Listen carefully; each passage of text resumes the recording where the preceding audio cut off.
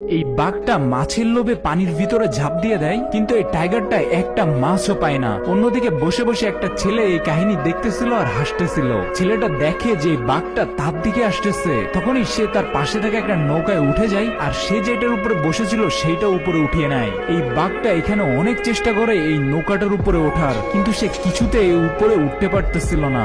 যখনই কোনো মতে এই বাঘটা এর উপরে উঠে চলে আসতেছিল, তখন এই ছেলেটা একটা কুড়াল ধরে বাঘটাকে ভয় দেখায়, কিন্তু বাঘটা তার নিজের প্রাণটাকে রক্ষা করতে চায় এবং এই ছেলেটার মনে হয় সবাই তার নিজের প্রাণ বাঁচাতে চায়, যার কারণে ছেলেটা বাঘটাকে আর মারে না। কিন্তু তারপরেও এই ছেলেটাই বাঘটাকে এই বোর্ডের উপরে উঠাতে চায় না, কেননা তার নিজের প্রাণটা তো বাঁচাতে হবে, না হলে বাঘটাকে উঠলে সে তো নিজেই খেয়ে ফেলবে এই ছেলেকে।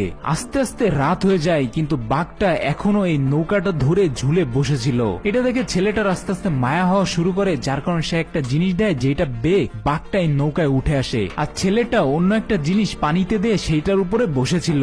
পরের দিন সকালে ছেলেটার অনেক খিদা লাগে, যার কারণে সে একটা জাল দিয়ে মাছ ধরে এবং এই মাছটা পাওয়ার পর মাছটা অনেক লাফালাফি করতেছিল, যার কারণে এই ছেলেটাই মাছটাকে এখানে মেরে ফেলে। কিন্তু এতেও তার কষ্ট লাগতে থাকে, কেননা আজ পর্যন্ত সে কোনোদিন কোনো প্রাণীকে মারেনি, কিন্তু নিজের জীবন বাঁচাতে হলে এটা তো করতেই হবে।